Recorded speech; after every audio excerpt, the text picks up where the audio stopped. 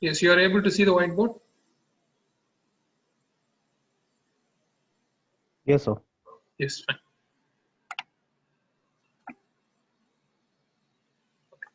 So today's topic, it is on number system. Okay, so I'll be giving a lot of input. Please make a note of it. And before that, may I know how do you classify the numbers?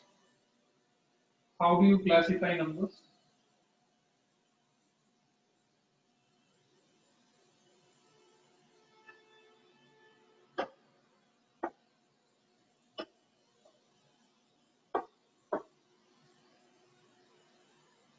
So it's about number system.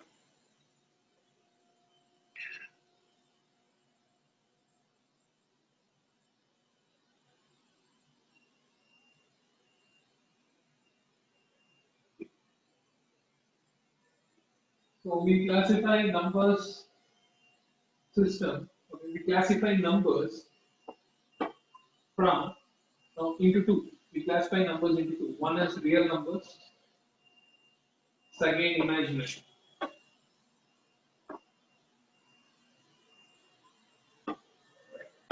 Imaginary. So now we are not going to focus on imaginary numbers. We are going to focus on real numbers. So how are real numbers classified? It starts from natural numbers. Natural numbers. So what are natural numbers? So natural numbers starts from Basically, a number that starts from 0. will natural numbers starts from 0? No, sir, no, from 1. From 1. Okay. Yeah, from 1. Yes, it starts from 1 and it goes up to Infinity. Positive. okay, positive infinity. Okay. So now you have given me a range from 1 to positive infinity, correct? Yes, sir. Yes. So is 1.5 a natural number? It comes within the range, right? 1 to plus infinity. It comes with 1.5 comes within that range, correct? So is 1.5 a natural number?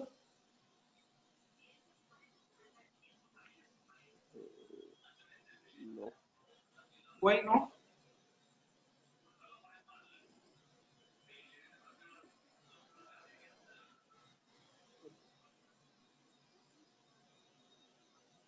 Because natural numbers will not have any decimal point values. The numbers will be integral. Okay. Only the integral numbers from 1 to infinity are considered as natural numbers. So it starts from 1. So it is represented by n. Natural numbers are represented by n. And it starts from 1. All the integral numbers 4. So on up to positive. Infinity is not a number. Infinity is a concept. Infinity is not a number, infinity is a concept. Okay. Now, next comes the whole numbers. Whole numbers. Whole numbers are represented by W and it starts from 0 and it goes up to positive infinity. Again, only the integral numbers are considered, not the numbers with decimal point values. Only the integral numbers are considered, only not the numbers with decimal point values. Then comes the integers. Then comes the integers. Integers, they are represented by Z. Okay, they start from minus infinity, so on up to now.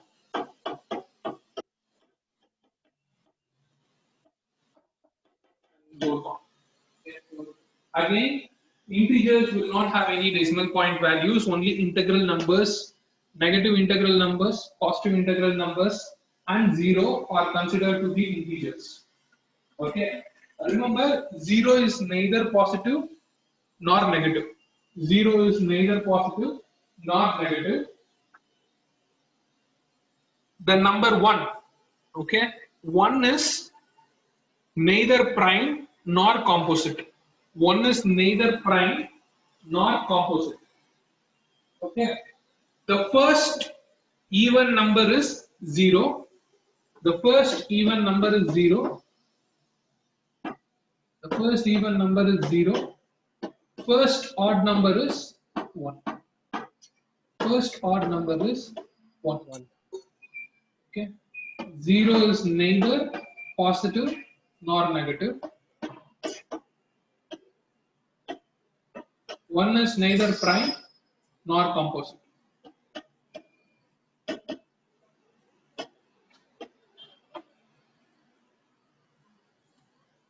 Neither prime nor composite.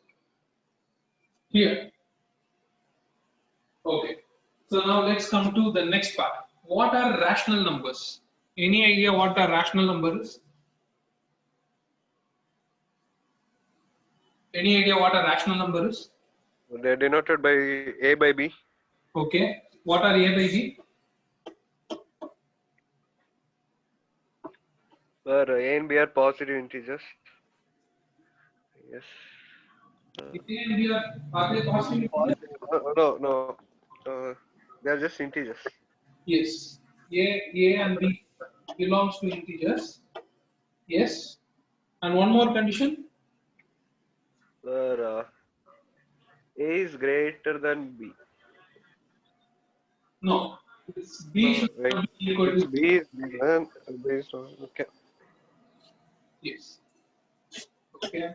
So rational numbers are represented by A by B, where A and B are integers and B not equal to 0. Okay. So now is 1 by 2 a rational number? Yes. It is of the form A by B, and 1 and 2 they belong to integers and B is not equal to 0. Is minus 3 by 2. Is it a rational number? Yes, it is a rational number because minus 3 is an integer, 2 is an integer, and B not equal to 0. Alright. Now, okay, now let me ask you a question. Is 9 a rational number? Is the number 9 a rational number? Yes, sir. We can write it as 9 by 1. Okay, is that the only format we can write? We can also write it as 18 by 2 or not? Yeah. We can also write it as 27 by 3. Yes. Yes, sir. So in which case, can I say root 36? Is root 36 a rational number?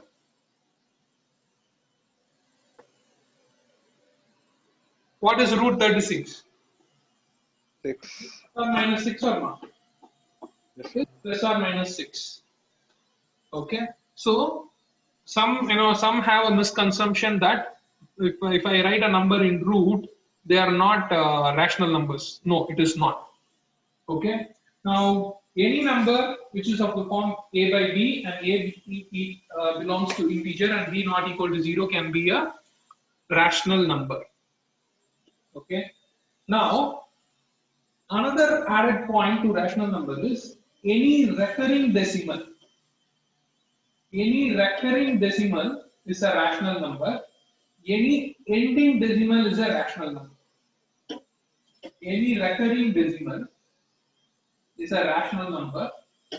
Any ending decimal is a rational number. Now, what do I mean by recurring decimal and ending decimal? Okay, let me put it clearly. Now, recurring decimal means, for example, 0.33333.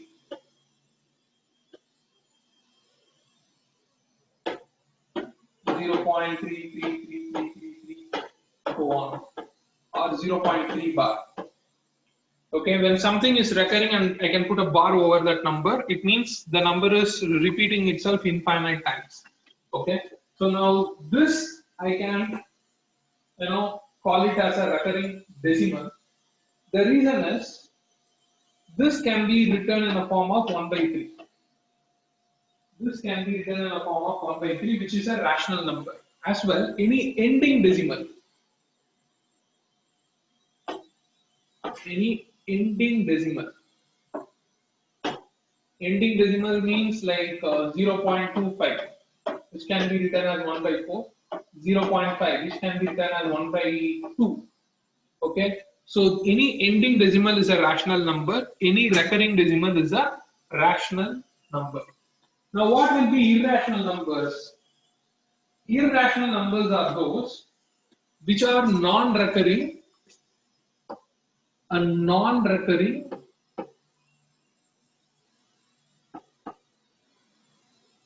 and non-terminating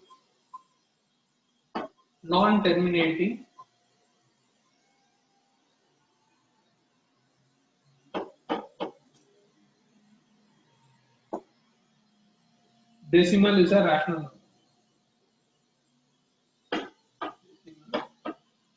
Is an rational number. Is an irrational number.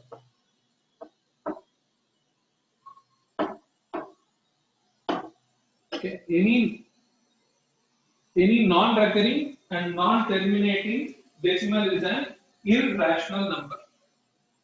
Are we clear with this? Yes. So now this is about classification of numbers. Now when I come to integers, one thing about I would like to mention, what are positive integers? What are positive integers? The numbers that come after 0. Yes, Like from 1 after to a plus zero sequence. infinity. Yeah. What are negative integers? The numbers that occur before 0, that is in minus. Yeah, from -1 to minus infinity. Okay. Now what are non-positive integers? Non-positive.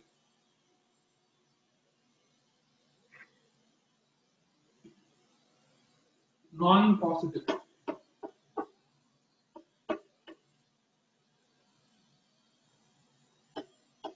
What are non-positive and non-negative integers?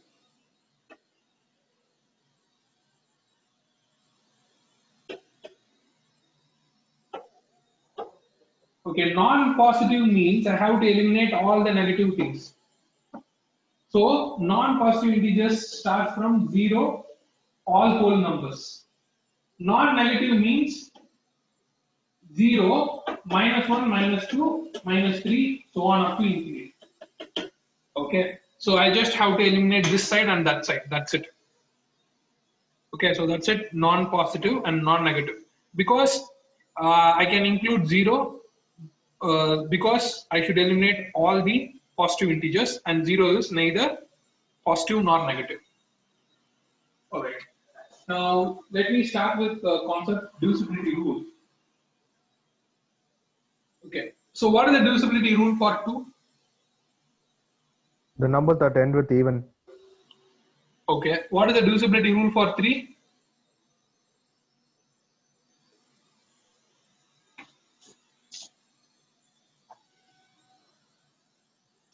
What is the divisibility rule for 3? Okay. What is the divisibility rule for The numbers that end with multiples of 3. the numbers that ends with multiples of 3? Then Yeah, is right. 1 9 divisible by 3? Not exactly, sir. I mean, Fine. Sir, the I'm sum going to try. of the number should be divisible by 3. Yes, sum of the digits of the number must be divisible by 3. Perfect. What is the divisibility rule for 4?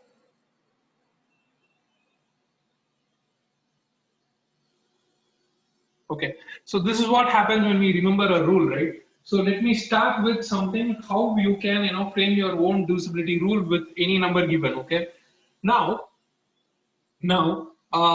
let me take a basic remainder theorem concept. Now, what basic remainder theorem says is the end remainder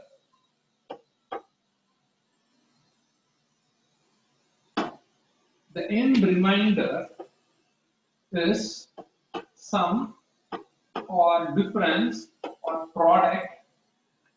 Okay, sum or difference or product of the individual remainders.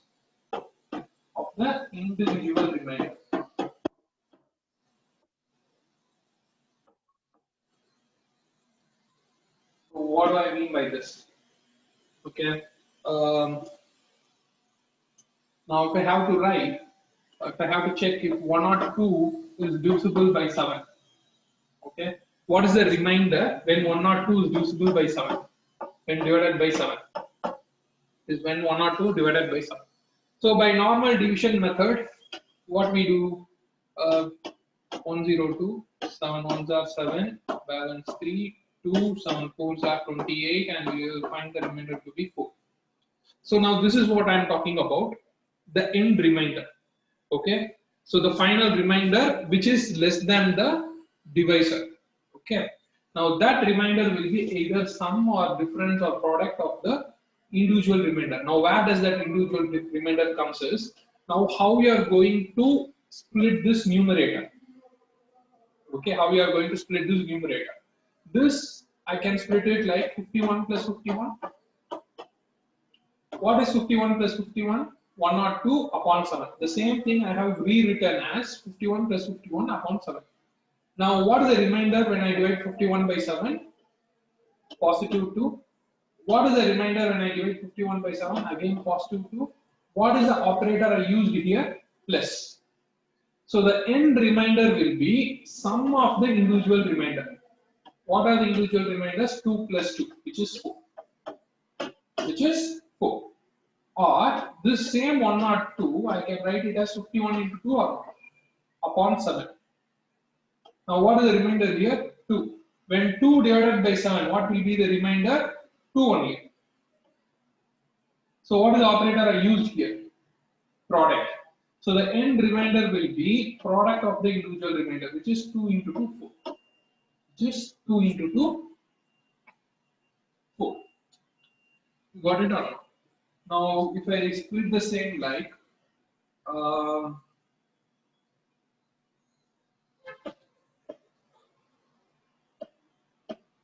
51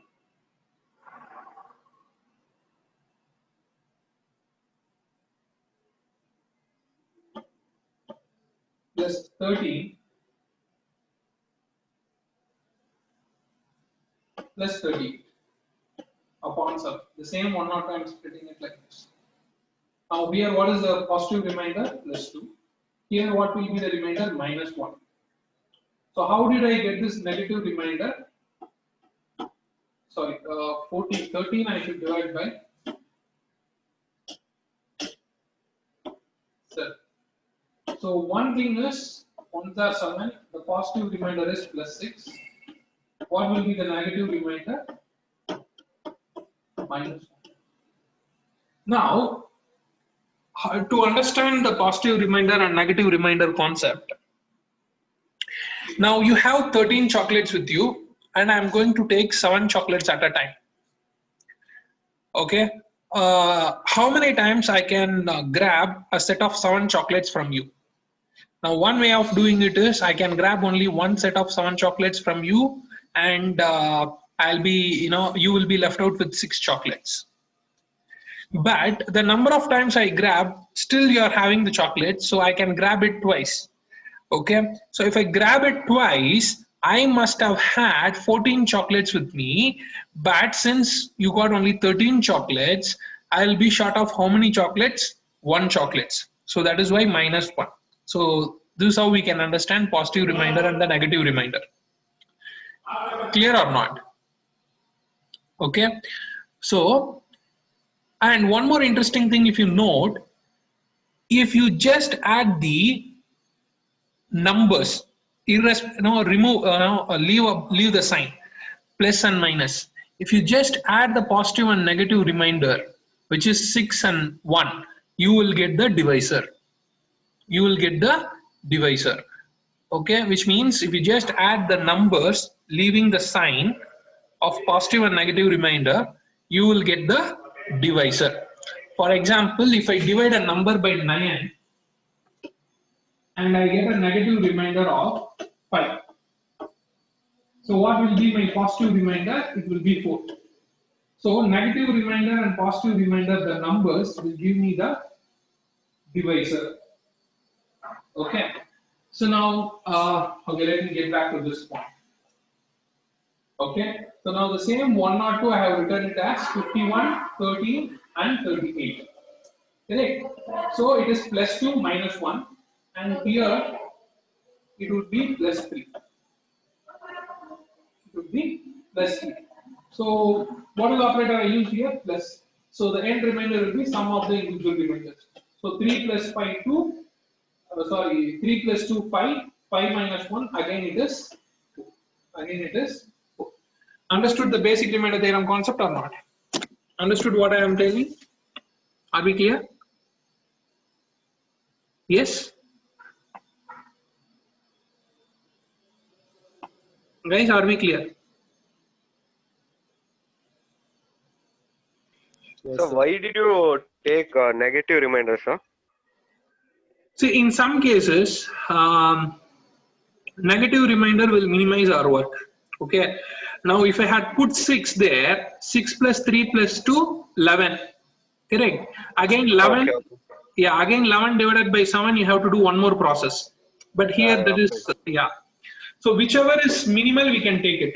Sometimes positive numbers will be, positive remainder will be smaller, negative remainder will be greater. In case here instead of plus 2, I could have taken it as minus 5, but negative remainder is big, so I don't want to take it up. Okay. So whichever is smaller, you can take it up. Yeah. So till this clear, shall we proceed to the next one? Yes? Yes, sir. Yeah. So now with this, I will explain you the concept of divisibility rules. Now, A, B, C, D, let me take this as a number. It's a 4-digit number. It's a 4-digit number. Okay. Now,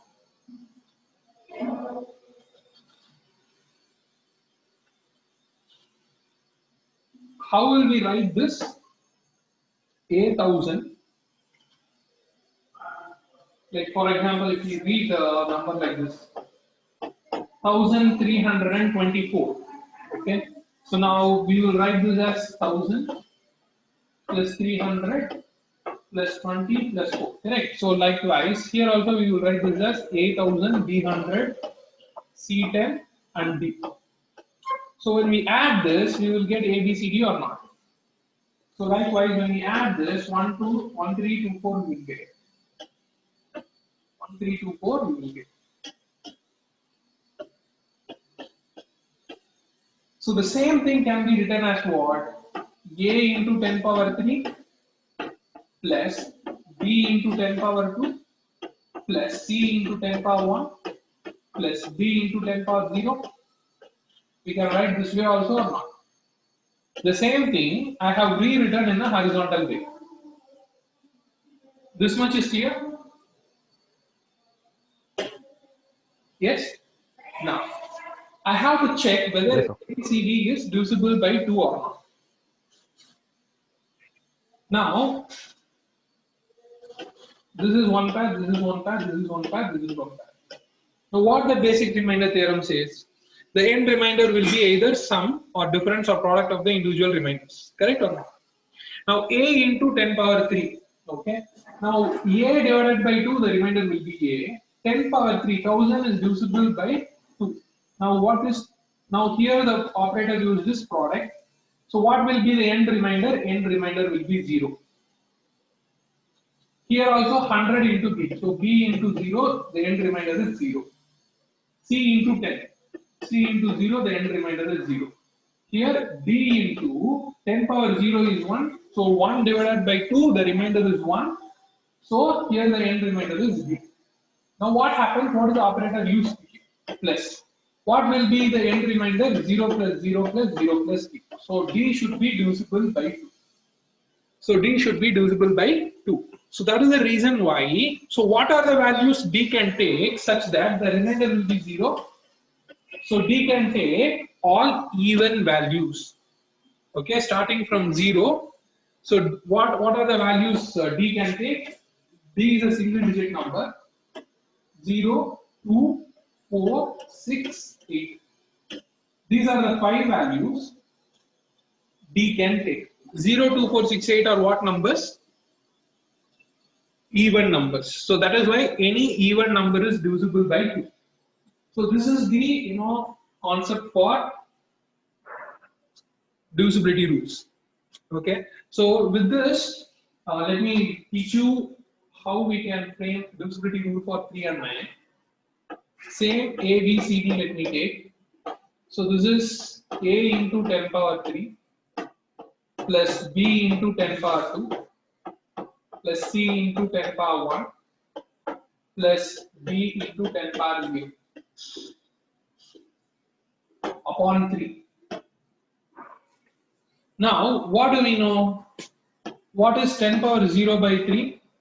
Which is 1 by 3. The remainder is 1. The remainder is 1. 10 power 1 upon 3. Here the remainder is 1. And D divided by 3, the remainder is D. We don't know because we don't know what is D. So 10 power 1, again 3 3s are 9, the remainder is 1. So 1 into C. And if you notice, 10 power any number upon 3, what will be the remainder? It will be 1. 10 power anything will give you the remainder 1. Will give you a remainder 1. So all these things will be what? Into 1. Likewise, 10 raised to the power any number divided by 9, it will be what? The remainder will be 1. The remainder will be 1. So that is the reason why for 3 and 9, what will be the end remainder? What is the operator used here? Plus. So A plus B plus C plus D should be divisible by 3 if it is the divisibility rule for 3. If it is the divisibility rule for 9, it should be divisible by 9. Sum of the digits of the number should be divisible by 9. Okay. Are we clear with this? Are we clear with this? Yes or not? Yes. So now if you notice the numerator, what are we doing here? If you notice the numerator, what are we doing here? We are finding the digit sum of the given number. We are finding the digit sum of the given number. We are finding the digit sum of the given number. Okay. Digit sum or digit root is same. Okay. What is the digital root of a number or digit sum of a number? It is the same. Okay. Now we can consider the concept of digit sum as remainder when divided by 9. Remainder when divided by 9. Why is it like that? Why did not I pick up 3? Why should I pick only 9? Because even for 3 we are doing the digit sum. Even for 9 we are doing the digit sum. But why should I consider the digit sum of any number to be the remainder when divided by 9? Okay, let me explain it to you. Now, let me take some number 1, 3, 2, 4, 5, 6. Now, if I have to find the digit sum, what will I do? I will add all these numbers. Okay, so now it will be 6 plus 3, 9, 5 plus 4, 9. Okay, 18 plus 2, 20, 21. Okay, now this is not the digit sum. Further, I will continue. 2 plus 1, it is 3. 2 plus 1, it is 3. Okay, 2 plus 1, it is 3. So now 3 is the digit sum of the number. Okay, now this sometimes we use like now if we buy a new vehicle or something, or when we get the hall ticket, when we get the register number, the elders at house, what they will do this digit sum and they will end up with a single digit and they will compare whether this is lucky or not. Yes, if my register number is 132456, okay, so now the digit sum is 3. Okay, they will consider whether that is lucky or not. Some fun we used to have, right? So this is what is all about. Now what will be the remainder when divided by 9? It will be 3. But when I divide this by 3, 3 is divisible by 3, so the remainder will be 0. The remainder will be 0. Now, the reason why I am picking 9 instead of 3 is the number system which we are learning, okay, the base system, okay, the base system is decimal base system, which means we know numbers from 0 to 9, beyond which we will use the combination of 0 to 9 numbers, okay, so and we will make the numbers, correct or not? Correct. So only how many numbers we know? We know 0 to 9, only 10 numbers, so decimal base system, and 9 is the highest. So 9 is the highest. Now, if the digit sum, or let me put it as 4, 1, it would have become 25. Okay, again this instead of 3, it would have become 7. So 7 divided by 3, what will be the remainder? The remainder will be 4. But 4 is not the digit sum of 4, 1, 3, 2, 4, 5, 6. 7 is the digit sum. Since 9 is the largest number in the base system, okay, we take remainder when divided by 9 to be the digit sum of the number. Are we clear with this, guys? Are we clear with this? Yes, sir. Yes? Yeah. So what is digit sum? Yes, sir. Digit sum is remainder when divided by 9. Okay. Sir, the Yeah. main objective of this is to find the divisibility, right? Yeah. I just explained the divisibility rule for 3 and 9. And I included the concept of digit sum. The reverse way of Digit sum. understanding the divisibility rule for 9 is digit sum, because that is what we are doing here. I explained the two concepts parallel.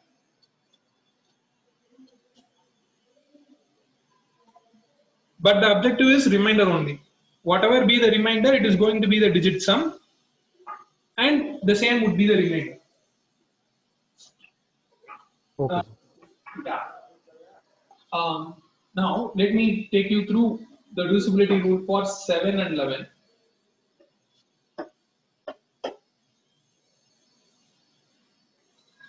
Now, again, same thing. What is the divisibility rule for 7? Anybody know?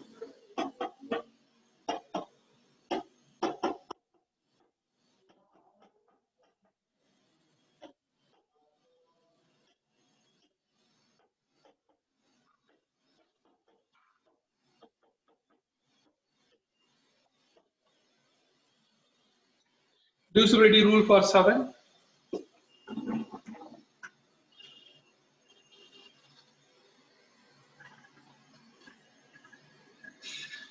Okay, fine. So now listen then. What is 10 power 0 upon 7? The remainder is 1. What is 10 power 1 upon 7? The remainder is 3. What is 10 power 2 upon 7? So now this I will consider it as 10 into 10 upon 7, which is 3 into 3. I will apply the basic remainder theorem here. 3 into 3 is 9. So 9 upon 7, the remainder is 2. 9 upon 7, the remainder is 2. So what will be 10 power 3 by 7? 10 power 3 I will consider as a 10 power 2 into 10 power 1 upon 7. Here the remainder is 2. Here the remainder is 3. So the end remainder will be 6 or minus 1. 6 or minus 1. So now what we got? For 10 power minus 10 power 0, it is plus 1. 10 power 3, it is minus 1. This is what actually interests to me. Okay. Now, whenever we are framing a divisibility rule, we should look for three things: either 0, plus 1, or minus 1, because this makes our calculation much easier and faster. So now, why and how am I going to use this? Okay. Now, this A, B, C, D, I told you we can write it as A1000, B100, C10, and D. Is it the only way to? Is it the only way to split the number ABC? Split the 4-digit number? No. I can also write it as AB100 and CD. Still, it will be the same. ABCD. I can also write it as A1000 and BCD. Still I will get ABCD. So this one, how will I write it as? AB into 10 power 2 plus CD into 10 power 0.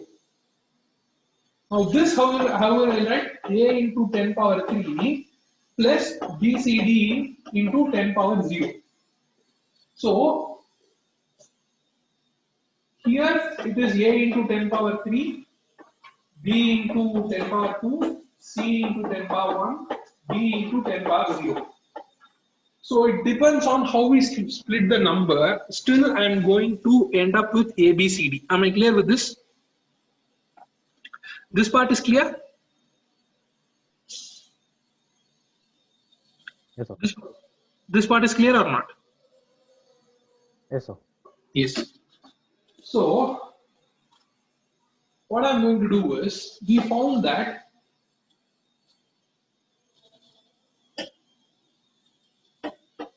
10 power minus 3 divided by 7, the remainder is minus 1. Sorry, 10 power 3.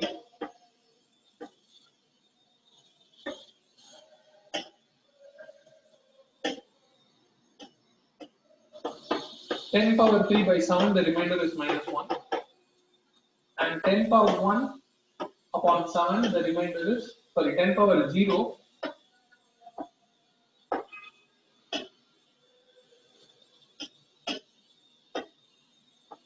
Plus 4. So if I have numbers like this, how am I going to take it?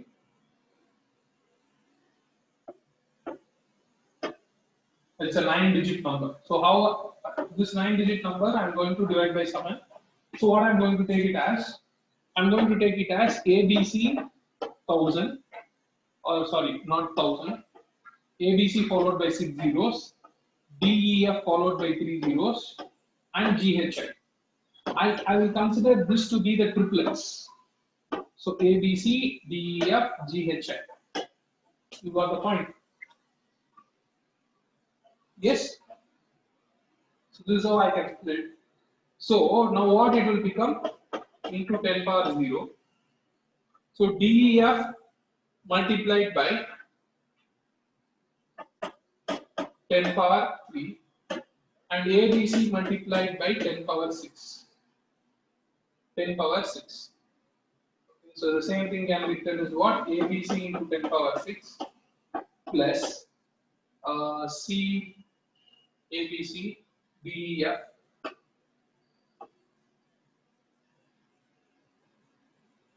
so ABC into 10 power 3 plus DEF into 10 power 6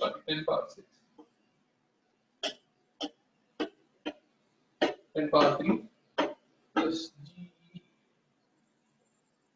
GHI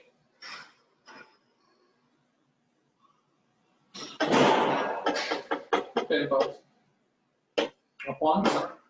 So here it is plus 1, here it is minus 1, here it is plus 1. Correct. So sum of triplets, counting from the right, this is the first place, this is the second place, this is the third place. So sum of triplets in the odd places minus sum of triplets in the even places. So sum of triplets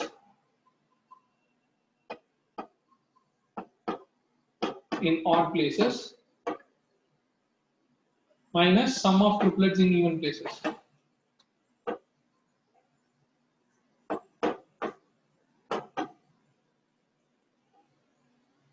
Becomes the divisibility rule for 7. Okay.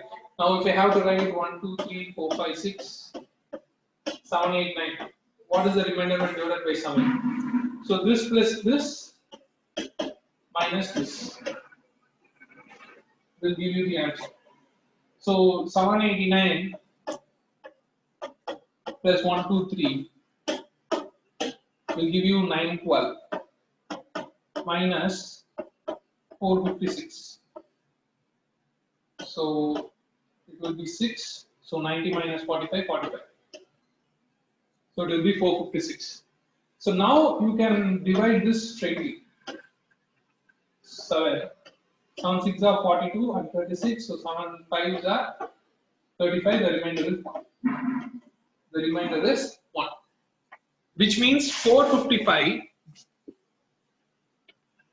will be divisible by 7. So in such case, what does it mean? 123, 456, 589 when divided by 7, the remainder is plus 1. The remainder is plus 1. Which means 1, 2, 3, 4, 5, 6, 7, 8, 8 will be divisible by 7. Will be divisible by 7. Are we clear with this? Are we clear with this? Yes, sir. Yes. Likewise, you can consider the same for 11 also. Because 11 also 10 power 0 upon 11 it is plus 1. 10 power 1 upon 11 it is minus 1. Here plus 1 minus 1 we got both the things. Okay. So that is why A, B, C, D.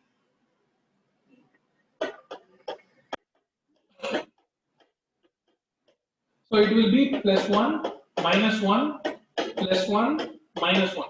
So that is why they say sum of numbers in the odd places minus sum of numbers in the even places for divisibility rule for 11. But we can also extend this concept because 10 power 2 will be plus 1, 10 power 3 will be what? Again it will be minus 1. So we can also say for higher numbers, for where a big number is given, sum of triplets at odd places minus sum of triplets at even places. We can also extend this concept, sum of 5 digits at odd places, sum of 5 digit at even places and the difference. Because 10 power 5 divided by 11 will be minus 1. 10 power 4 will be plus 1, 10 power 5 will be minus 1. So we can extend the divisibility rule for the same number like anything when we know basic remainder theorem. Okay, you can take 5 digits at a time, you can take 3 digits at a time, you can take 1 digit at a time, you can take 7 digit at a time to find the divisibility rule, to find the remainder when a number is divided by 11. Likewise, for 7, we know 10 power 0 is plus 1, 10 power 3 it is minus 1, 10 power 6 it will be plus 1, 10 power 9 it will be minus 1. So what we can do is, we can take plus 1 here and minus 1 here. So divisibility rule for 7, it's not only sum of triplets at odd places and even places. We can take 9 digit at a time also. Sum of 9 digits at one place minus sum of 9 digits at odd places minus sum of 9 digits at even places. Okay, 9 digits at a time. Now what will be the next one? 10 power 15 will be minus 1.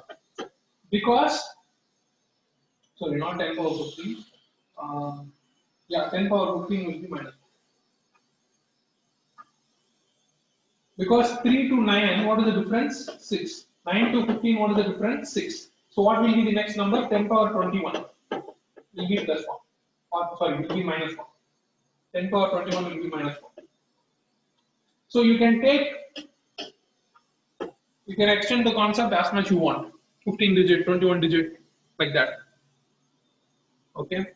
Now this is for prime numbers.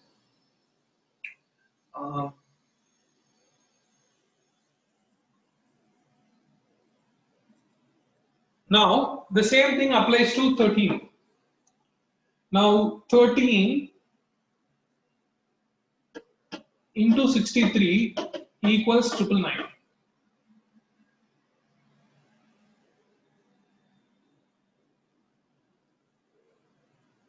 Yeah. 13 into 63 equals 999, which means 10 power 1000 divided by 13, what will be the remainder? Plus 1. What will be the remainder? Plus 1. 10 power 0 also plus 1. 10 power 0 also plus 1.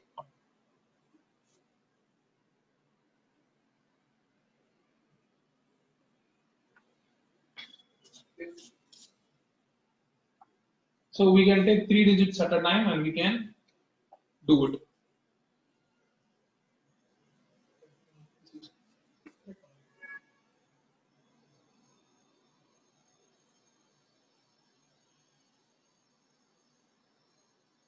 Wait a second, I just think I made a mistake.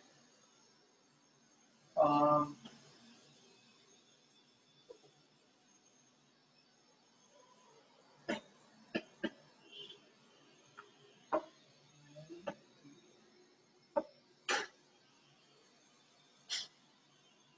yes, I made a mistake. Sorry, guys. It's not 13 into 63 is 999. Sorry, I made a mistake. Um,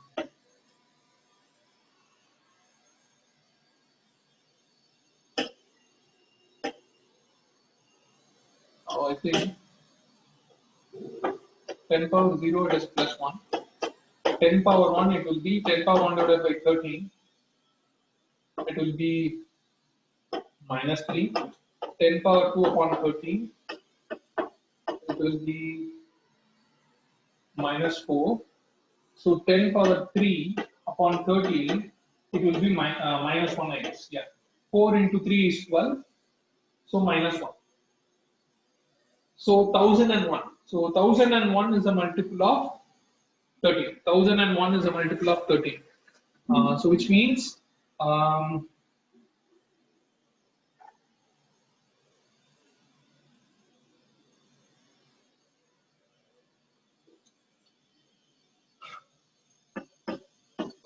13 into 77 equals 1001. Okay. So 91 plus 91. 1001. Okay. So that is why the remainder is minus 1. So for 13 also you can take sum of triplets at odd places, sum of triplets minus even places, and you can subtract it. So now the divisibility rule for 7, 11, 13 becomes the same. 7, 11, 13 becomes the same, which is sum of triplets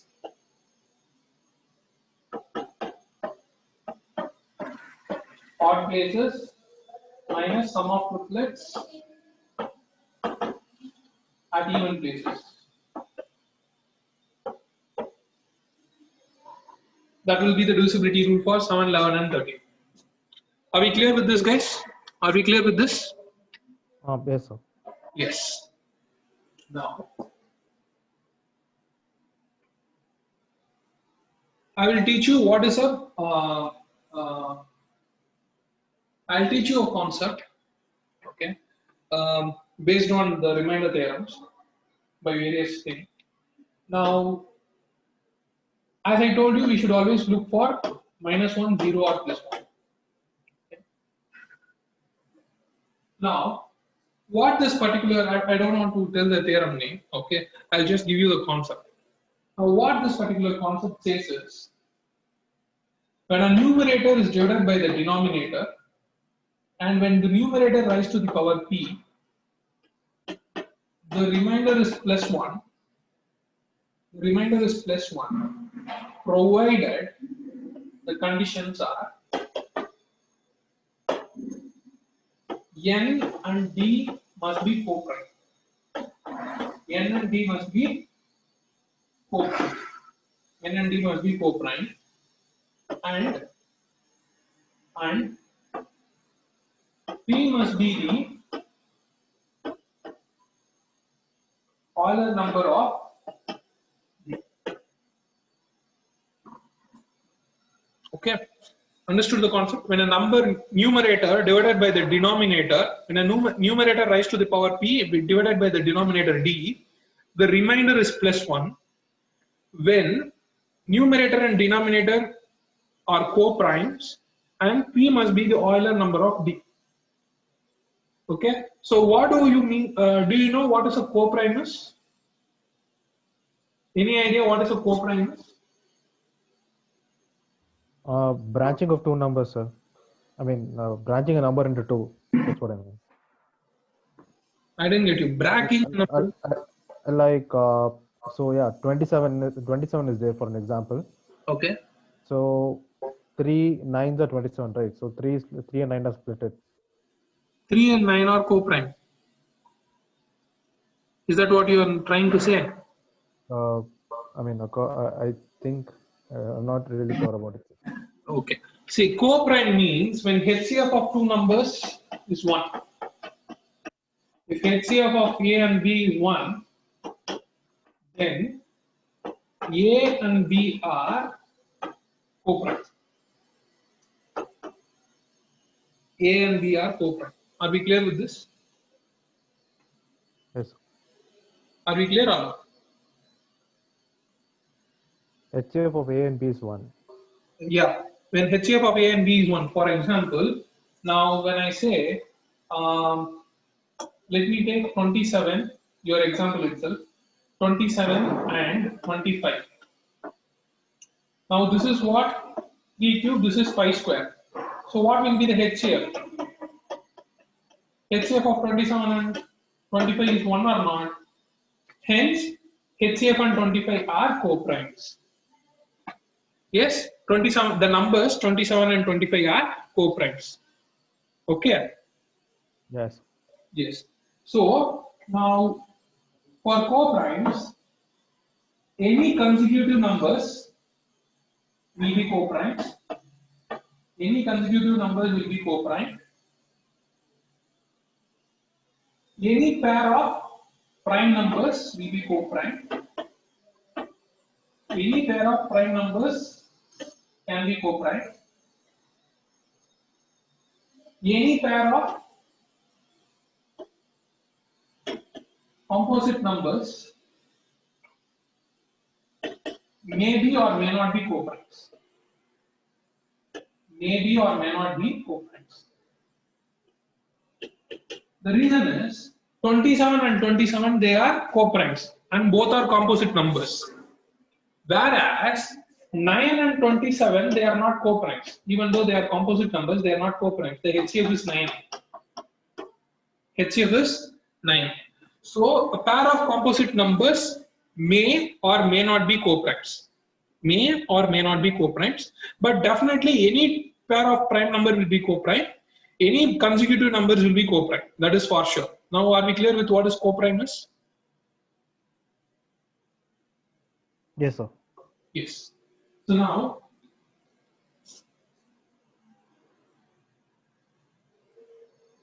okay. Now, do you have any idea what an Euler number is? Any idea what an Euler number is? So your voice is very feeble. Okay. Any idea what is an Euler number is? Sir, I've heard the term, sir. I mean, I've gone through it, but then now I need to recollect. Okay.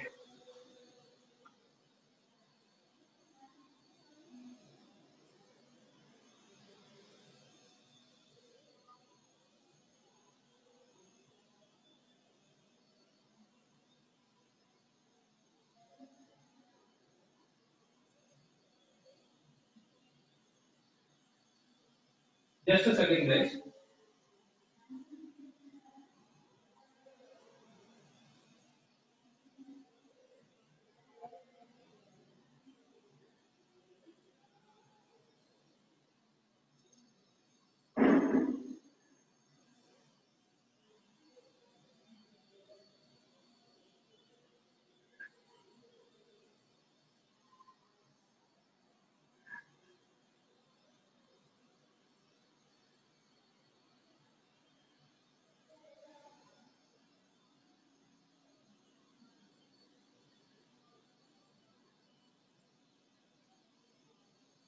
Yes. So I'll explain you what is the Euler number is. See, Euler number of a number. Euler number of a number equals n into 1 minus 1 by a into 1 minus 1 by b into 1 minus 1 by c. Now you can consider this to be formula or anything. Okay, you can consider this to be formula or anything. But now if I have to ask you, okay, now I'll just put it in a different way. Now, how many numbers from 1 to 45 are co-prime with 45? Co-primes and Euler number are related, so that's why. How many numbers, okay, from 1 to 45 are co-prime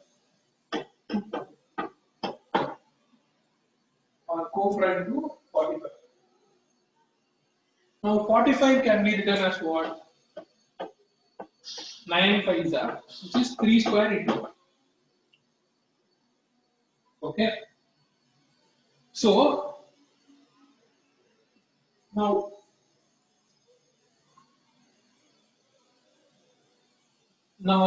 if I have to,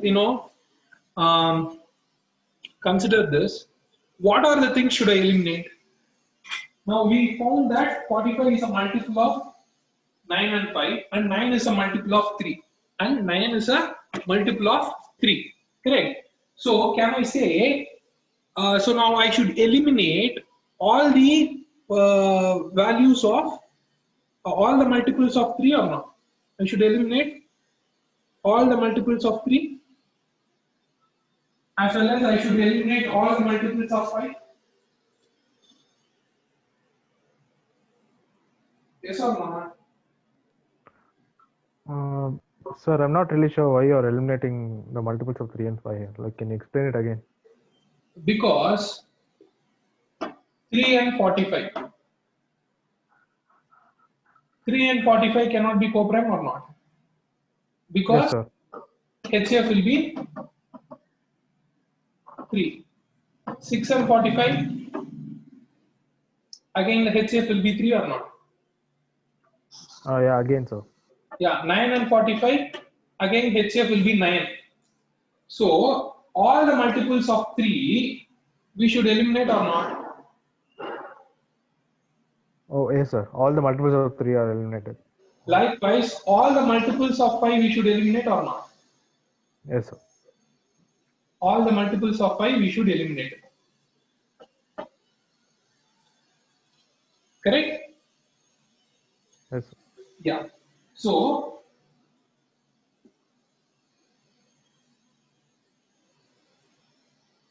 number of co-primes to 45 will be, now the question is 1 to 45. 1 to 45. Okay. So this 45 is different. This number 45 is different. Okay. 1 to 45, I'm considering the numbers from 1 to 45. So from this 45 numbers, I'll be eliminating all the multiples of this 45. Correct? As well, I will remove all the multiples of 5. But there will be some overlaps which I would have eliminated twice. Like for example, I would have eliminated 15 when I remove all the multiples of 3, as well as when I remove from 5, I would have again eliminated 15. Correct? Oh, or yes, sir. Yes, yeah. sir. There are certain numbers that are multiples of 3 and 5 as well. Yes. So which will be the multiples of 15 or not? So in order to eliminate them only once, I should add them again. So which are the multiples of 15? Because the overlap should be 15, 30 and 45. There will be 3 overlaps. Correct or not? I eliminated same number twice. To ensure that they are eliminated only once, I should add this. Now are we clear with this? Are we clear with this or not? Add as in, what did you mean by this, sir? Like, Sorry? no, you told like you have to eliminate like the overlaps 15, 13, 45, right? Yeah, we eliminated the overlap twice because 15 I would have eliminated here also. 15 I would have eliminated here also. Same number, how can I eliminate twice? I can eliminate only once or not? Likewise, Okay. After eliminating it once, then what is it? yeah, so that is why I am adding this 45 upon 15. 45 upon 15 is 3 numbers. Yeah, okay, sir. Got Yeah, it? yes, sir. Yeah, 3 numbers I eliminated twice. I Yeah, have yes, sir. it once. Yeah. So that's why you got this. Okay. So now, what would be this? 45 minus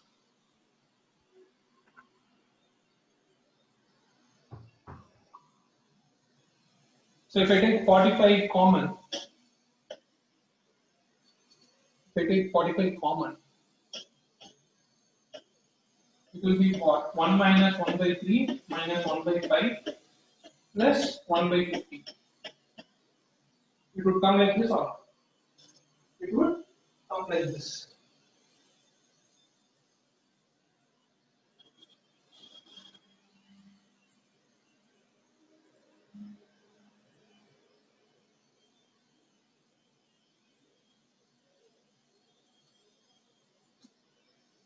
Yes.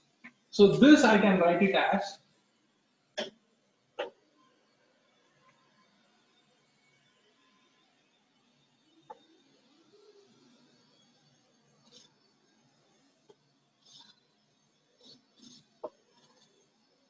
so this I can write it as 45 into 1 minus 1 by 3 into 1 minus 1 by 5 into 1 minus 1 by 5. When you do the product, you will get the thing. So this is rewritten this way. So 45 into it will become what? 2 by 3 into 4 by 5. 4 by 5. So now if you look at this, now this and this are similar or not? This and this are similar. Okay. So now what can I say? What is a Euler number? Can I say number of co-primes less than that number? So what will be this thing? If I do it, 15 threes are, so 3 twos are 6. There are 24 numbers from 1 to 45 that are co-primed with 45. Can I say there are 24 numbers less than 45 are co-primed with 45? Yes? Yes or not? Clear? So what is a Euler number? Euler number is nothing but number of co-primes less than that number. Make a note of it. Okay, make a note of it. Euler number is nothing but number of co-primes lesser than that number. Number of co-primes lesser than that number. Number of co-primes lesser than that number.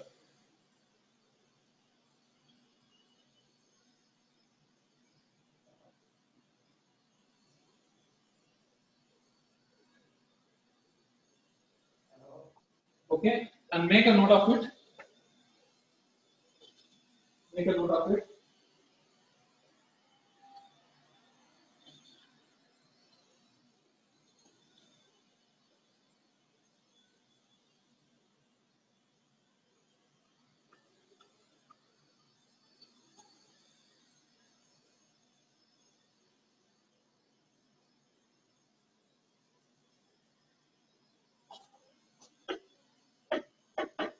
Number of co-primes of a number that is greater than 2 will be even. It will be even. It will be even always. Okay, it will be even always. Okay. Now, for a number of co-primes,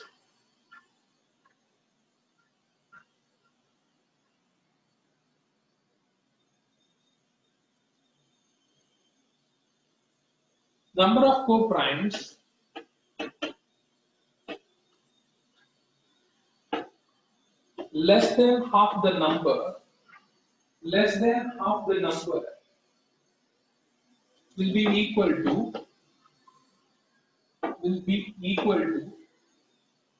number of co-primes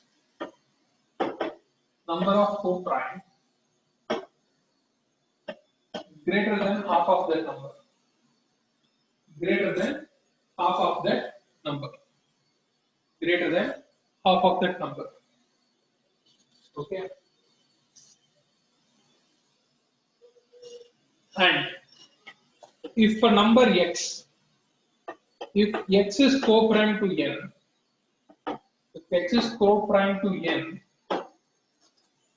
okay, now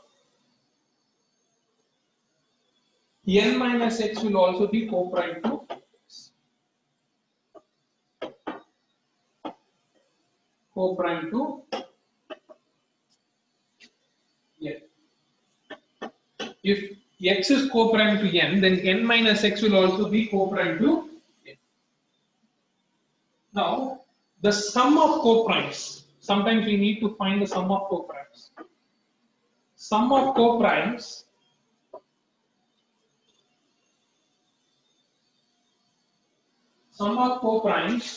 will be equal to half of n into number of co-primes. Half of n into number of co-primes. Half of n into number of co-primes. Yes. Did you make a note of it, guys? Take a screenshot of it. Very important points. See, one thing I tell you, for CAT, when you're good at number system, right, any topic you can solve. Number system forms a basic for any topic. Okay.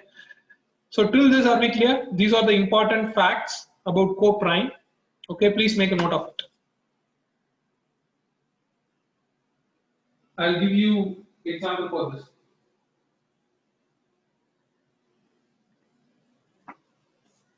Yes, have you made a note of it? Yes? Yes, sir. Yes. Now,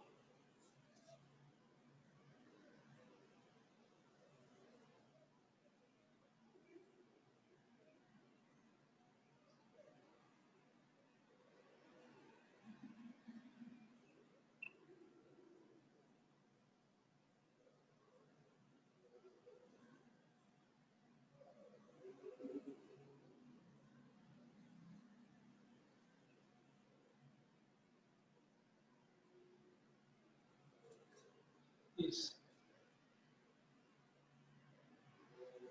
Now, let me take examples. How many numbers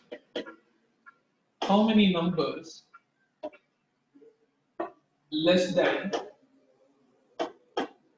324 are co-prime to 324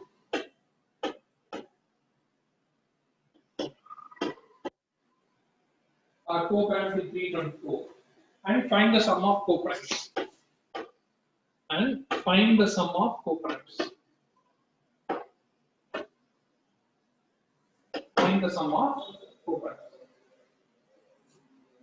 Okay. So now how do we find this? Now we have to factorize 324.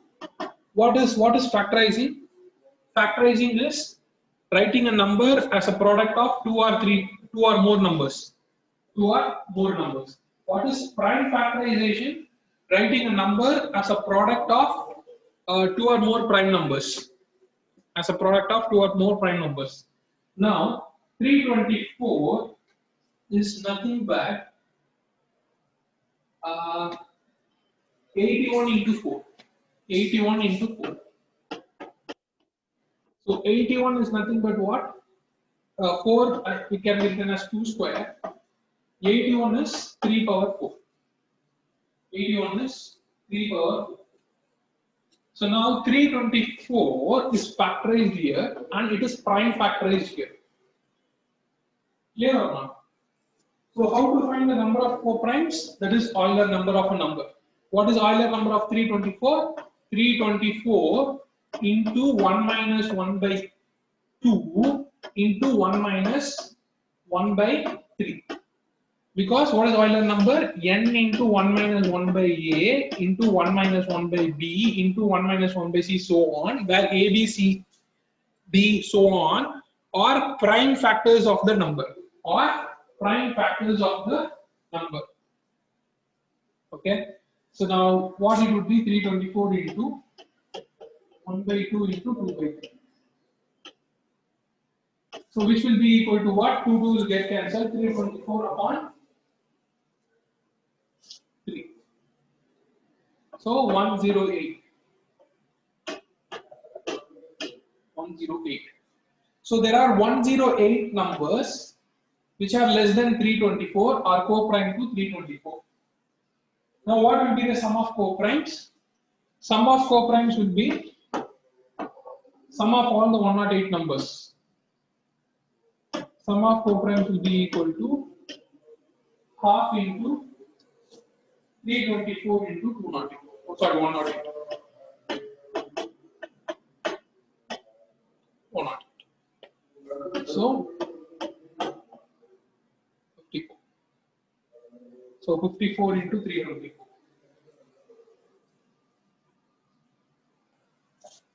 So this will give you the sum of co-primes, which is 4 plus 16, 9, 12,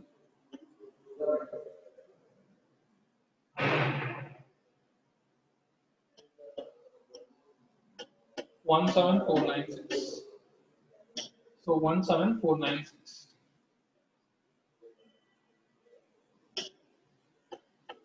So sum of 108 co-primes will be 17496. Are we clear with this, guys? Are we clear with this? Are we clear with how did we arrive at the formula? Yes, sir. Yes. Yes, sir. Yeah. Now, this is how we do this. Now, one more way of understanding the Euler number is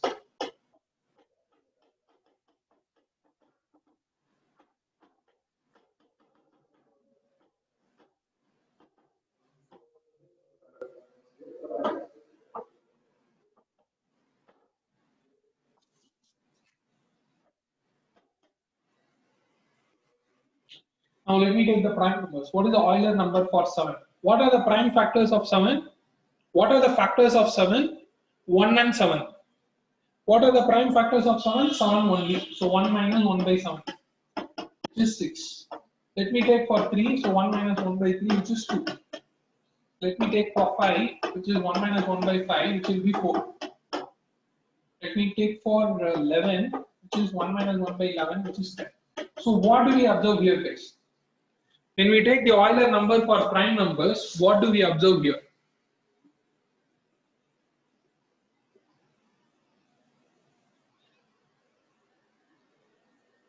What do we observe here?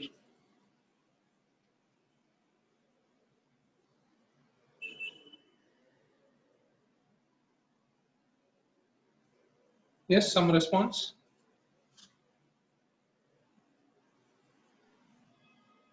What was the question, sir? Now I have found the Euler number for the prime numbers 7, 3, 5, 11. Okay, Yes, what sir. pattern we observe here? For 7, the Euler number is 6. For 3, the Euler number is 2. For Yeah, 5, the previous number one. The previous yes, number to that. yes, correct.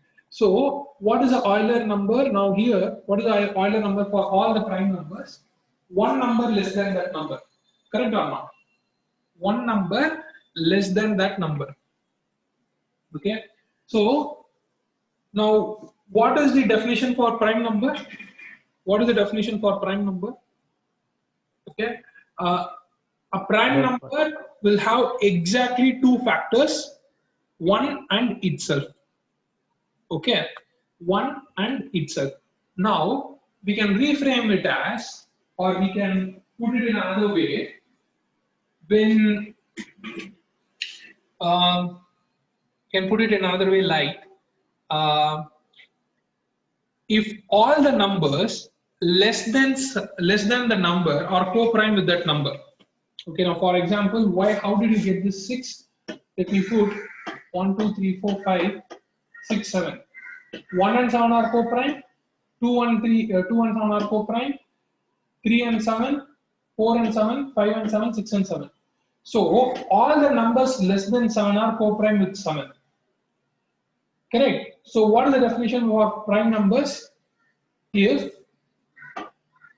all the numbers less than that number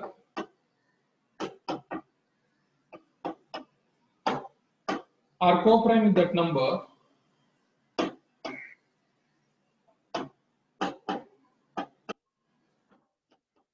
then the number is prime number. then the number is prime number. Correct or not? If any number less than that number, if it is co-prime with that number, correct, then it will become a prime number or not? Yes, that is what we have seen here. Now, where do we use this particular concept? Okay. Now, I'll give you a format.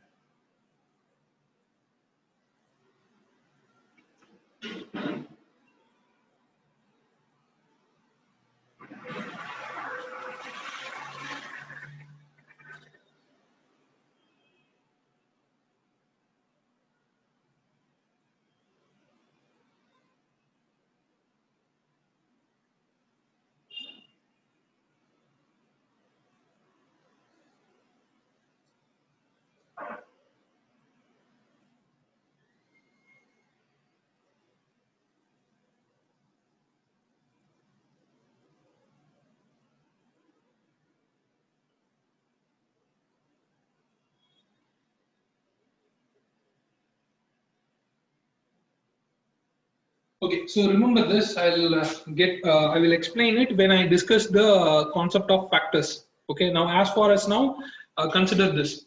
Okay, now if all the numbers less than the numbers or co-prime with that number, then the number can be, the number is a prime number.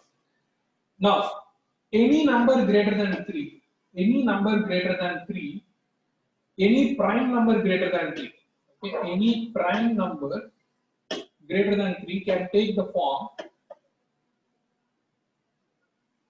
6a plus or minus 1.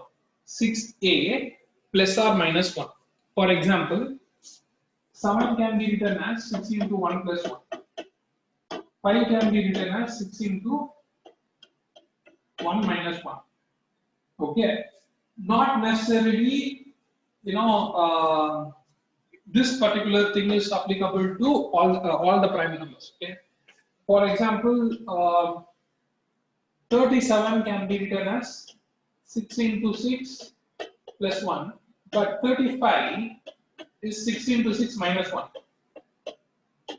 So this particular format is not applicable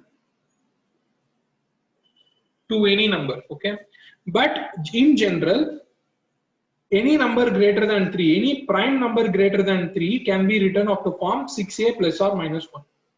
Okay, 6a plus or minus 1. Okay, now let me get back to the format which I taught you. Okay, now the numerator when divided by t, when numerator raised to the power p when divided by d gives a remainder of plus 1. Gives a remainder of plus 1. Okay, so now this is what I told you, correct? What are the conditions? The conditions must be n and d must be co-prime, n and d must be co-prime, and p should be the Euler number of d. Okay, now where do we apply this concept? Now, for example, let me take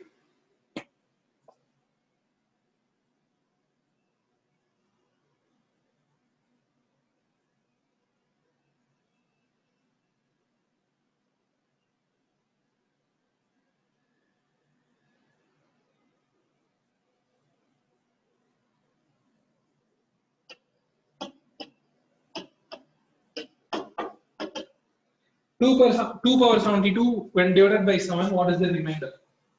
2 power 72 when divided by 7, what is the remainder? Now this 2 and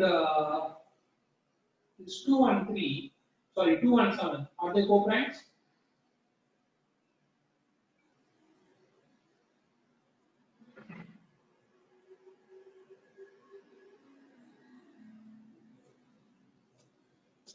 Is 2 and 7, they are co-primes or not? Guys, is 2 and 7, they are co-primes or not?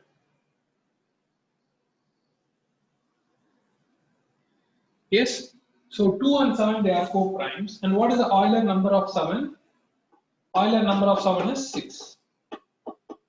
So what is the condition? When 2 raised to the power 6 upon 7, the remainder will be plus 1. Now 2 power 72 can be written as 2 power 6 the whole power 12 upon 7 or not. Correct? Now this is plus 1. Now plus 1 multiplied by 12 multiplied by itself for 12 times, what will be the remainder? Okay. So with this remainder theorem concept, we can easily find the answers. Okay. Now, for example,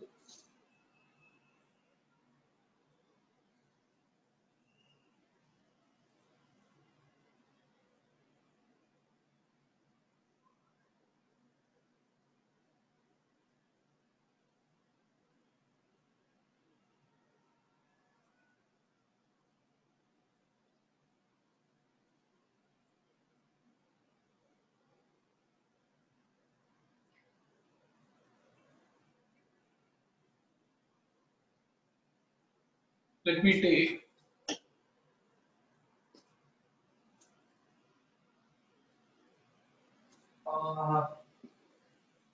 60 power 24 plus 24 power 60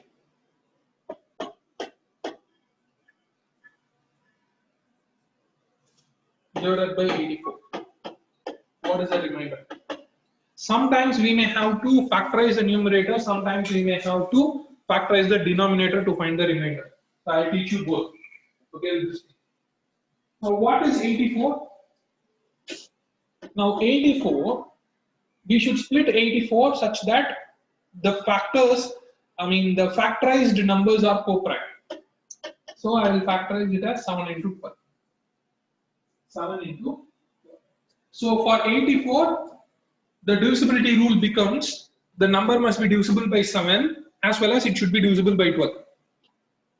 Okay. Fine.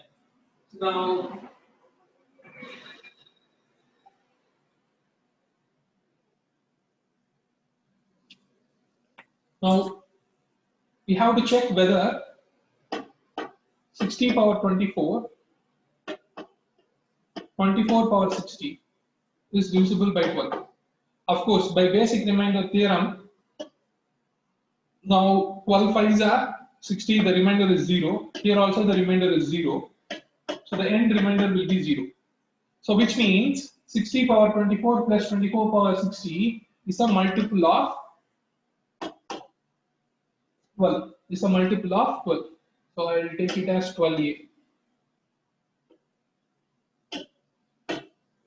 Okay, it is a multiple of 12.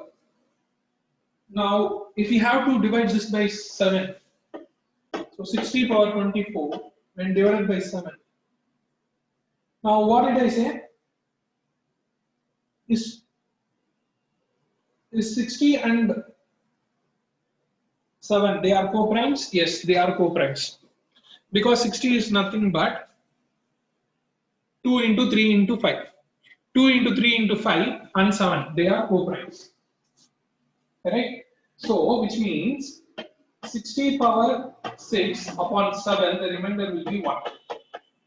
Correct? So, 60 power 24 upon 7, the remainder will be 1. Because 1 multiplied 24 times, the remainder will be 1. Likewise, 24 upon 60 divided by 7. Again, 24 and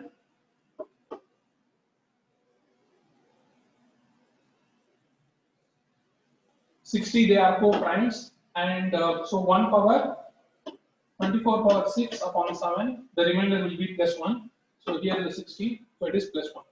So the end remainder will be what? When 60 power 24 plus 24 power 60 divided by 7, what will be the end remainder? Here the remainder is 1, here the remainder is 1. So by basic remainder theorem, the end remainder will be 2. So I can write this as, 60 plus 24 as 7b plus 2. I can write this as 7b plus 2. Now we got this. Now after this, what to do? Let me explain. So 60 power 24 is 24 power 60 upon 84. So now we found that this particular numerator is a multiple of 12 and it is a multiple of 7 plus 2. It is a multiple of 7 plus 2, which means 12a minus 2 should be divisible by 7 because 7b equals 12a minus 2. So what should be the value of a? The minimum value of a will be 6. Okay, the minimum value of a will be 6 because 6 12 are 72. 72 minus 2 is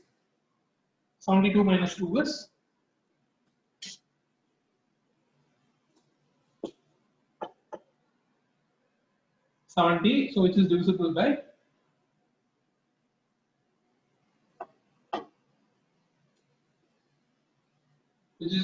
what? 7.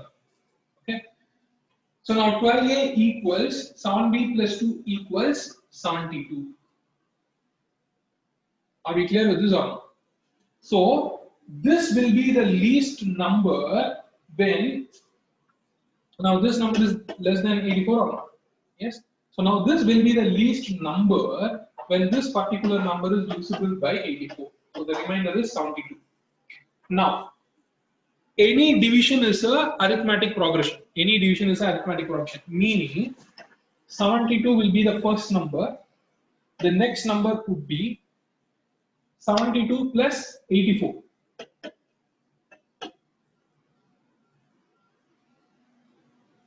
Which will be 156. 156 will be the next number, which when divided by 84 will give you the remainder 72. The next number would be 239. Okay, likewise, if the progression keeps going on, at one point the nth term that will be 60 power 24 plus 24 power 60. You got the point or not? Any division is a arithmetic progression because any number can be written like this or not. Quotient into divisor plus remainder. Any number can be written of the form quotient into divisor plus remainder. So this is nothing but. So the nth term is nothing but what? A plus n minus 1 into b. The first term is nothing but the remainder. The first term is nothing but the remainder. The common difference is nothing but the divisor. Okay, the common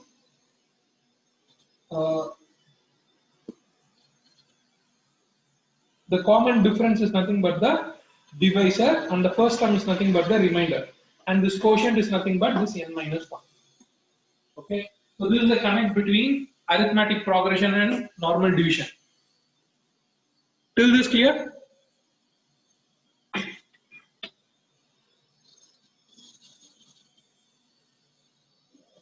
Yes? Fine.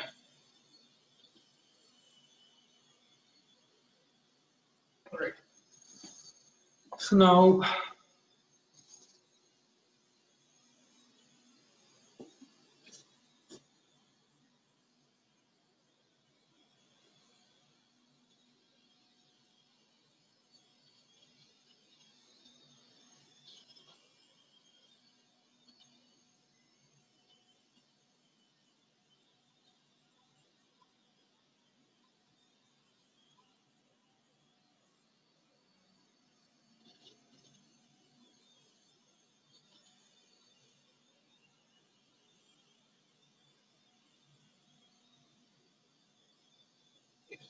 just a second, guys. Let me drink some water.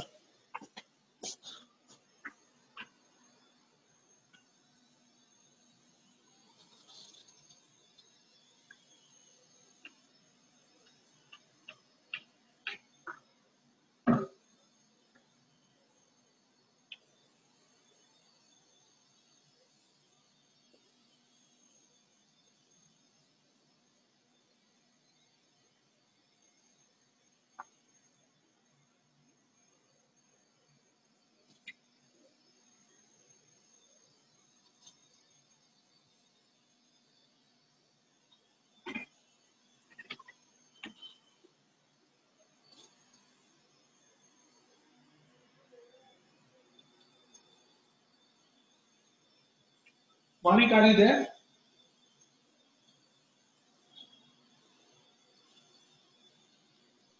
Yes, sir. Yes. Shall we continue? Sir. Yes. So now let me explain you the concept of factors. So now with that we have covered what's a Euler number and the remainder theorem and the divisibility rules. Okay. Now let me take you through the concept of factors. If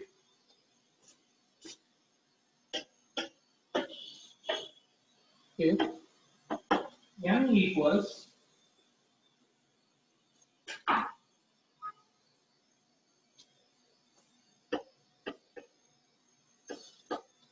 power p into c power r and so on.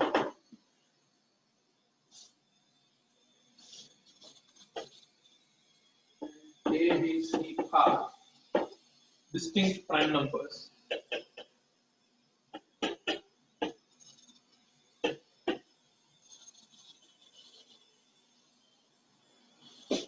Then number of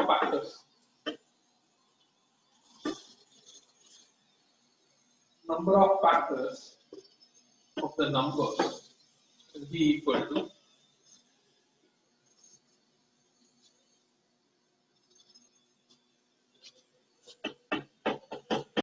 p plus 1 into q plus 1 into r plus 1.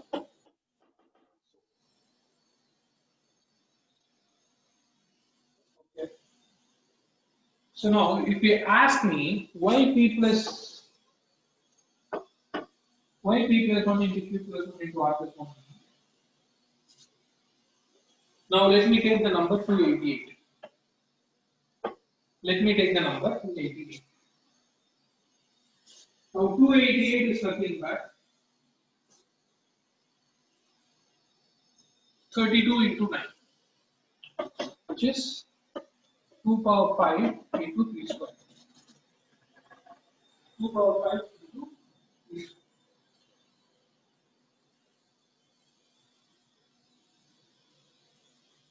Yeah. So now this I can write it as 3 power 0, 3 power 1, 3 power 2. 2 power 0, 2 power 1, 2 power 2, 2 power 3, 2 power 4, 2 power 5.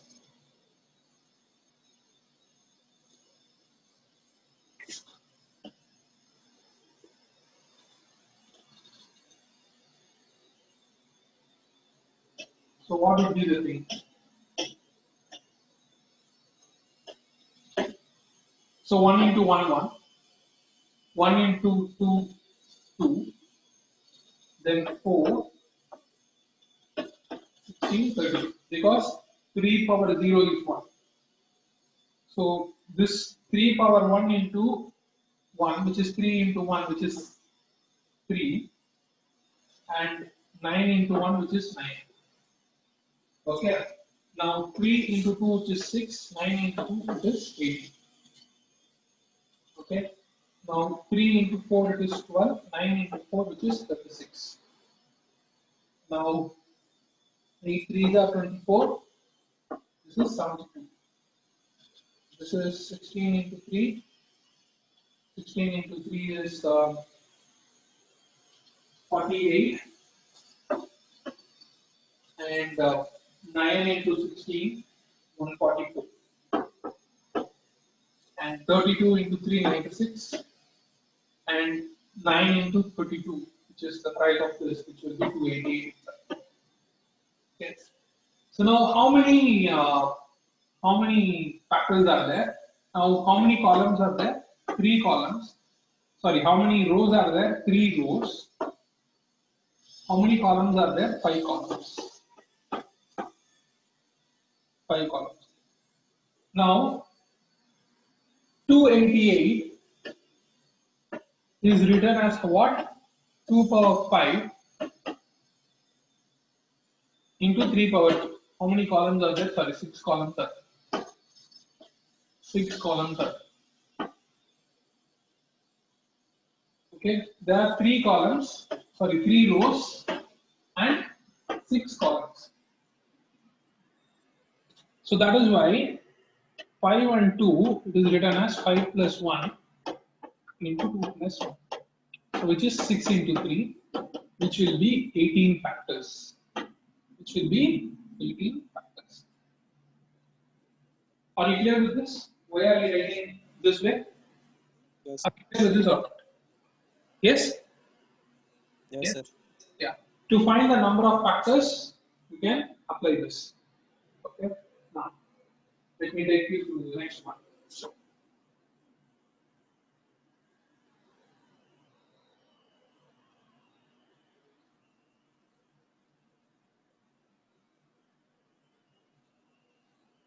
Now make a note of it.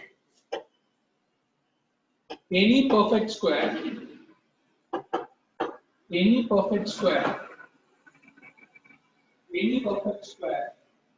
has odd number of factors.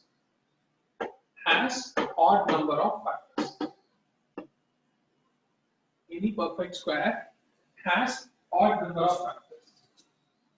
Or you can put it as any number which has odd number of factors is a perfect square. Any number which has odd number of factors is a perfect square. Okay. And many numbers can have same number of factors. Many numbers can have same number of factors. Same number of factors. For example, let me show you some perfect squares. 4, 9, 16 and 25. This is what? 2 square, 3 square, 4 square, 5 square. So what will be the number of factors?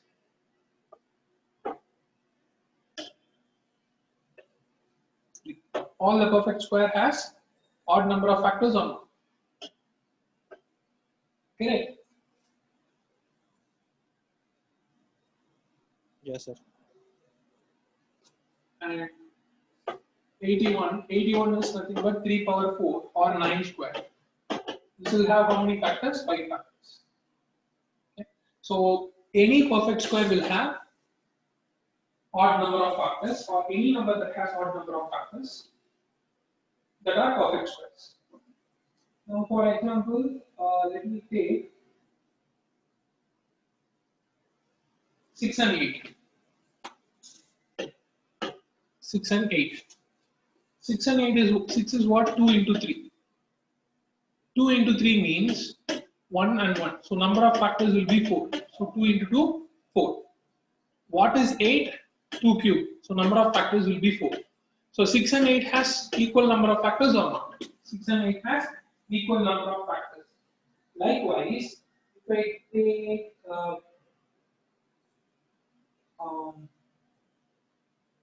let me take 5, 12 and 48. This is nothing but 2 power 9. How many factors? 10 factors. Now this is nothing but 2 power 4 into 3. 16 3s are. So this will be 5 into 2, which is again 10. So many numbers can have same number of factors. Many numbers can have same number of factors. Many numbers can have same number of factors. Okay. So now how to do this? If a number has 32 factors,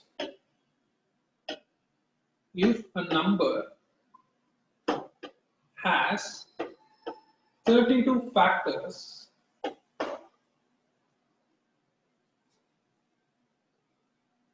what is the minimum and maximum number of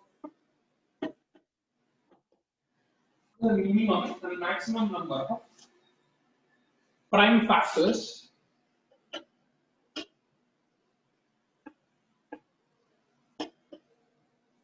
or factors in the number. A number has 32 factors. Now what is given? This p plus 1 into q plus 1 into r plus 1 so on, that equals 32. That equals 32. Correct or not?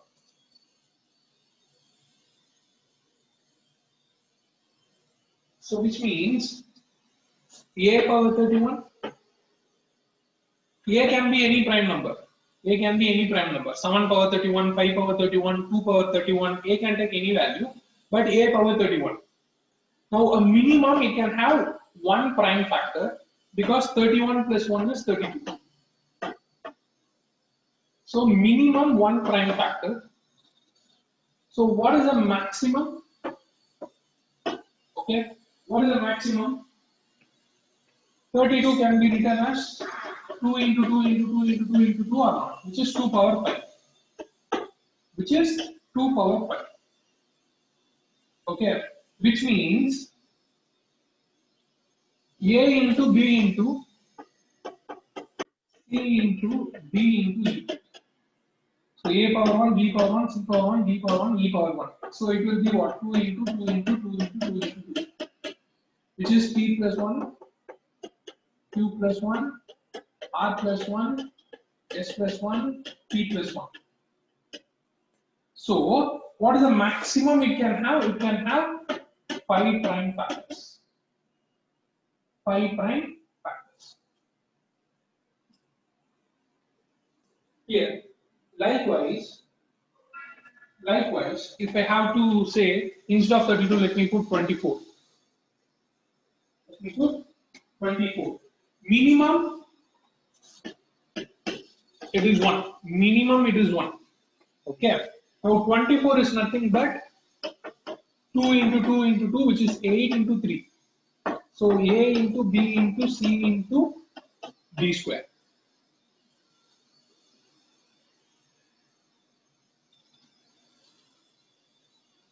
So maximum how many prime factors it can have? 4 prime factors it can have. 4 prime factors it can have. Are we clear with this? Yes. Yes. Okay. So now the next one. What will be the sum of the factors? Okay, now we know how to find the number of factors.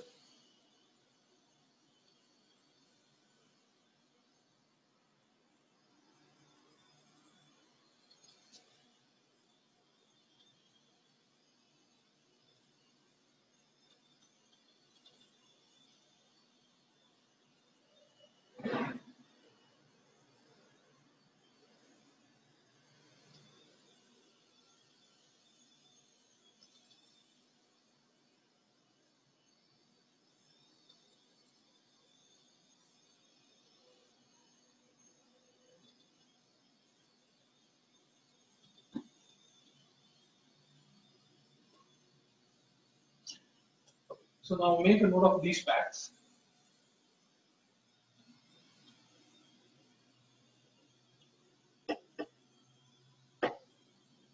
How many numbers,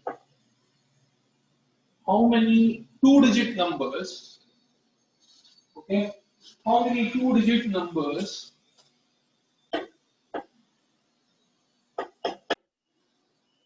can have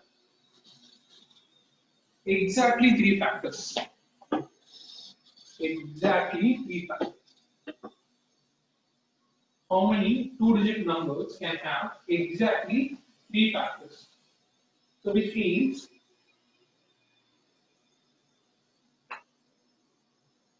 it must be a square of a prime number. Which means it must be a square of a prime number. So the first number can be 5 square, the second number can be 7 square. And it cannot be a 11 square, which will become 121. Okay, so now what is 5 square? 1, 5, and 25. How many factors? 3 factors. 1, 7, and 49. 3 factors. For 121. So, how many two-digit number? Only there are 2 two-digit number which can have exactly 3 factors. So for 121, it will be 1, 11, and 121 itself. So I can say any prime number square will have exactly 3 factors. Any prime number square will have exactly 3 factors. Okay. Now, next thing is,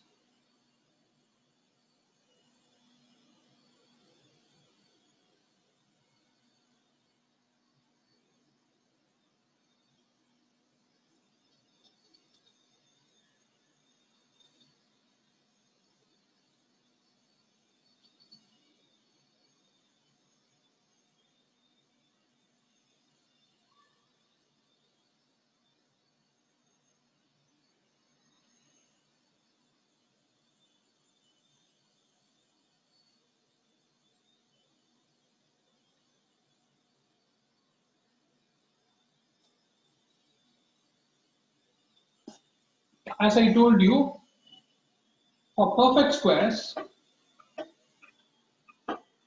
it will have odd number of factors. Any perfect square will have odd number of factors. Any perfect square will have odd number of factors. Now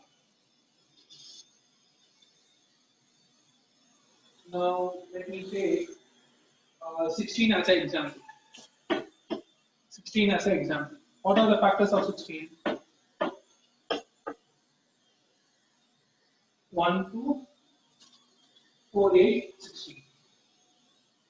1, 2, 4, 8, 16. Okay. Now this is nothing but n square. So n is what? N is equal to 4. N is equal to 4. Okay. So how many numbers, how many factors are less than 4? 2. How many numbers are greater than 4? 2. Now let me take one more example. N square equals 36. So what will be n? What are the factors of 36? 1, 2, 3, 4, 6, 9.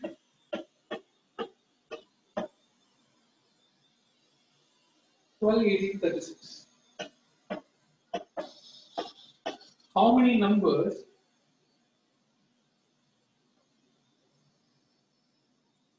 n is equal to 6? Because it is 6 square or not? N is equal to 6. How many numbers less than 6? How many numbers greater than 6? 4. So for a perfect square,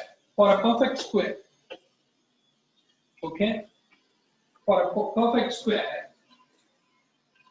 if the number of factors, this number of factors, the number of factors less than n or k, then for greater than n, it will be k. For greater than n, it will be k. For n square, if the number of factors less than n or k, then for greater than n, it will be k. So, as well, if you notice, 4 is also a factor of 16, 6 is also a factor of 36.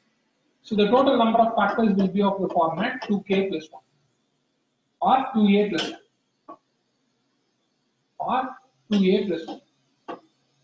So, for any perfect square, okay, so for a perfect square, the number of factors will be of the format 2a plus 1. 2a plus 1. Yes. So, the number of factors will be 2a plus 1.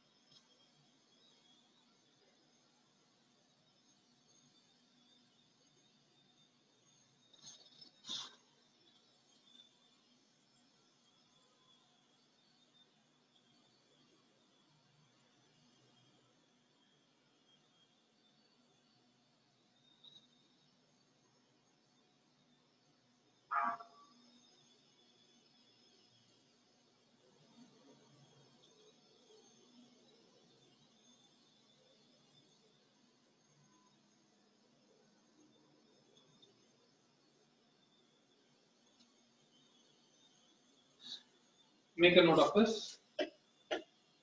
Sum of factors of n.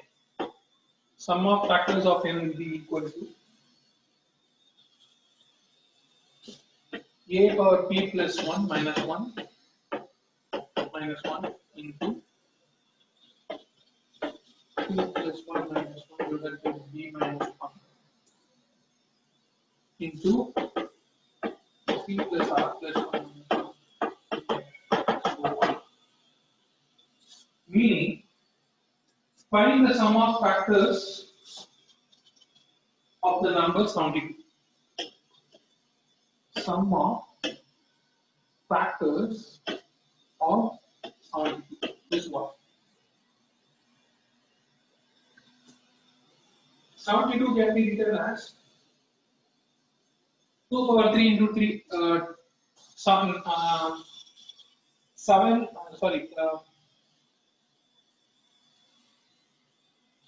8 9s are 72, correct? So 2 cube into 3 square. So now what is A? A is 2. What is P? P is 2. And B is 3. Q is. So what will be the sum of factors? 2 power 4 minus 1 divided by 2 minus 1 into 3 power 3 minus 1 divided by 3 minus 1, which will be equal to what? 2 power 4 is 16. 16 minus 1, 15 upon 1 multiplied by 26 upon 2. So which will be equal to 15 into 13, which will be equal to 195. So sum of factors of 72 will be 195. Sum of factors of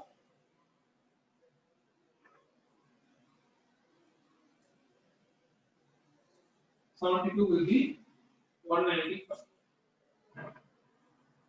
Yes. So, so we have explained enough number of concepts. Fine. So we shall see the remaining thing in the next class. Yes. So with this, I will end the session, guys. Thank you.